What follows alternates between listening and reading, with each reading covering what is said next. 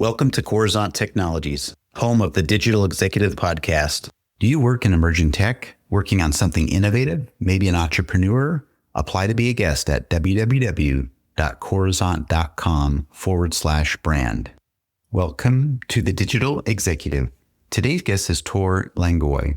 Tor Langoy is a Norwegian entrepreneur with experience across energy, finance, and global markets. He began his career at Norway's largest industrial logistics park, later holding commercial roles at BP and Amoco before becoming a full-time entrepreneur and investor in 2004. He has founded and invested in oil, real estate, and digital asset ventures. He believes that Norway and Finland are emerging as prime locations for hyperscale AI infrastructure, leveraging abundant hydropower, natural cooling, and large-scale land availability to support 1.8 gigawatts of sustainable compute capacity.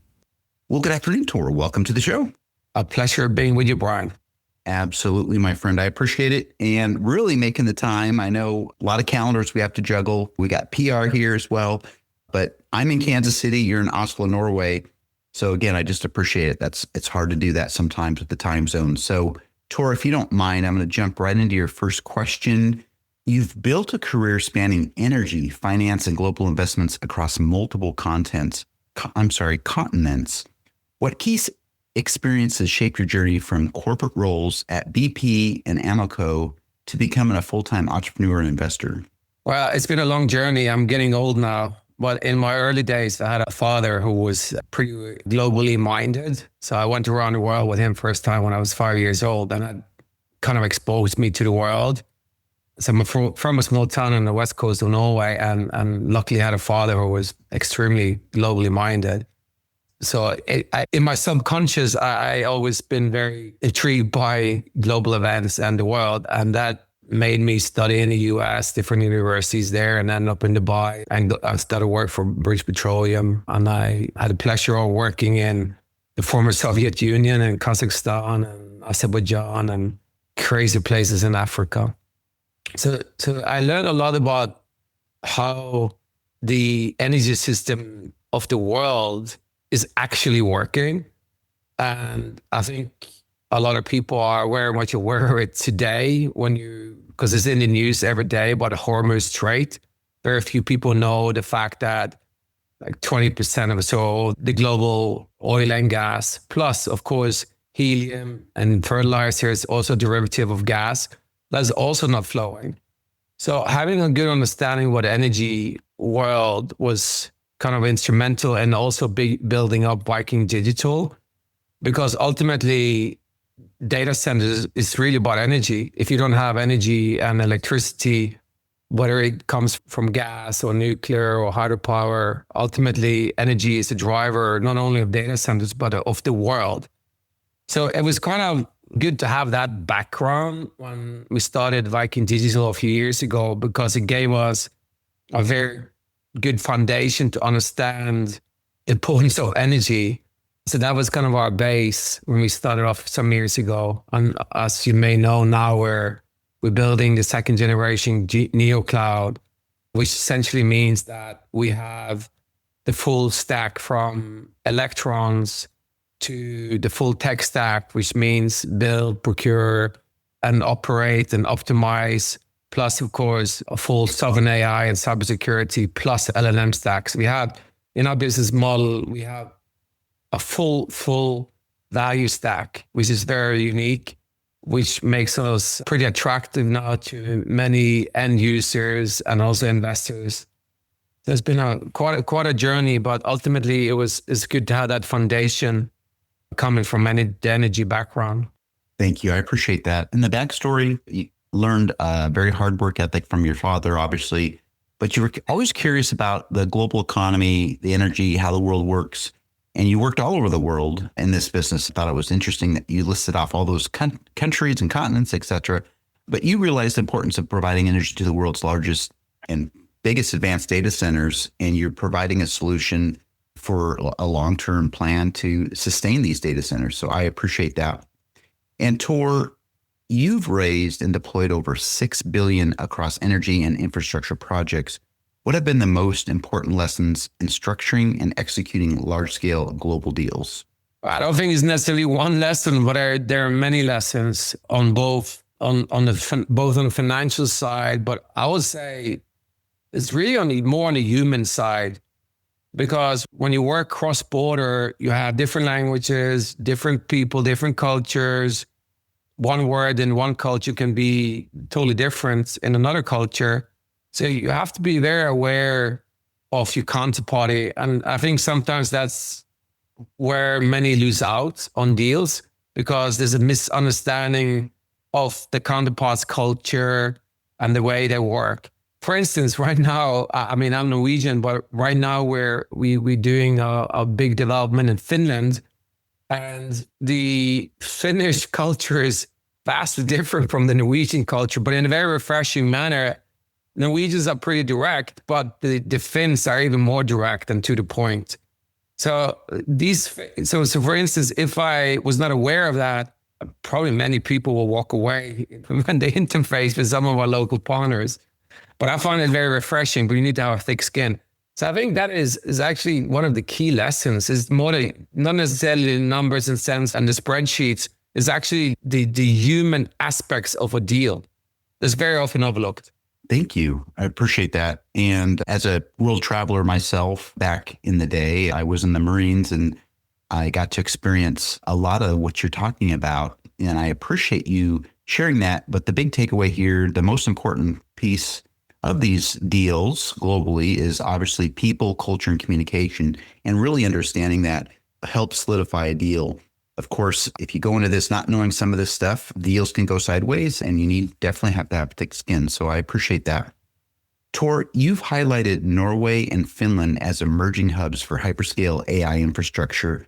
What makes these regions uniquely positioned to support sustainable, large-scale compute capacity? Well, it's an excellent question, because energy is kind of the number one topic globally now, with the lack of supply of energy coming from the Middle East. So we think now, I mean, it's pretty clear that no one will take the risk of investing further in the Middle East, at least for quite a while, even though they have energy down there in principle. But it's very difficult to ensure data centers for bombs and missiles and drones. So being in a stable part of the world, which Norway, Finland, Sweden arguably is, I think the security-wise is pretty good. But the most important is arguably the power. And in Norway, the electricity is 100% hydropower. A little bit of wind, maybe 1%, but for the most part, it's hydropower. And it's getting scarcer and scarcer, but luckily we have some really amazing plots of land with power. And also we have quite a few partners that is rolling into Viking Digital, because they're excited to be part of the second generation neocloud build-up, which we represent. As for Finland, it's a bit more mixed picture. As for our site, we are in close proximity to the massive 3.4 gigawatt nuclear power station that's just south from us. In fact, we have the industrial park closest to that nuclear power station. So we have the fortunate position to have direct access via grid to that nuclear power station. But in Finland you have a lot of nuclear and a little bit of hydropower, also loads of wind. And that has attracted, Google made a big announcement 2 weeks ago. They're moving big into Finland and a site there in kind of in the middle of Finland. And then Nebius did a 300 megawatt announcement as well. They're like 2-3 hours north of Helsinki, while we are actually closer to Helsinki than any of them. We're close to the airport.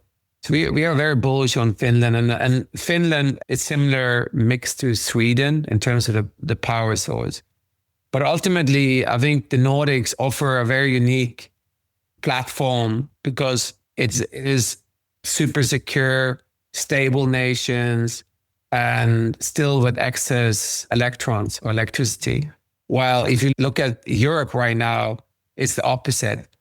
UK, if you take that case in point, OpenAI pulled out of the Stargate project here in the UK, because UK simply doesn't have electricity and has 7 to 10 year waiting list for grid connection.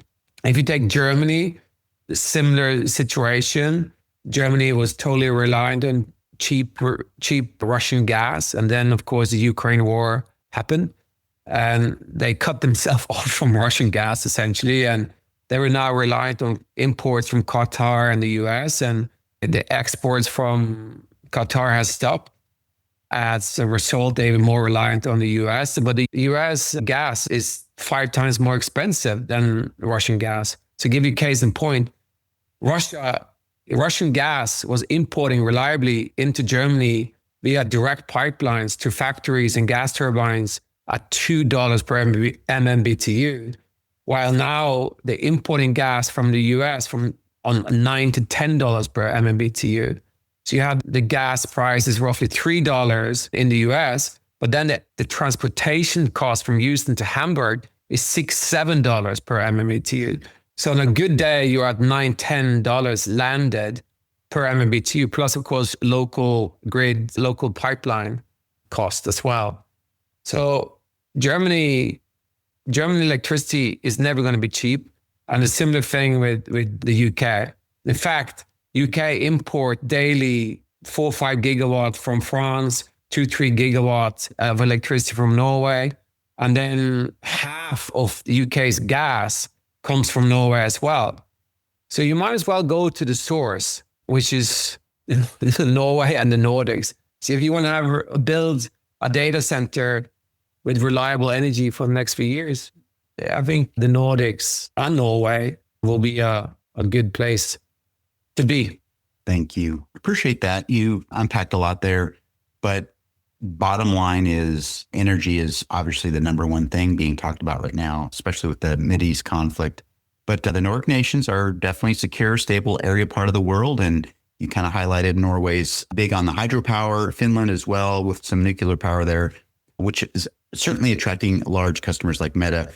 But also there's a lot of energy challenges in the UK and Europe, as you highlighted. And obviously getting that from the US is much more expensive than the proposition that they had coming from Russia with that pipeline. So again, appreciate highlighting some of the geopolitical things that are involved in providing energy in that region of the world.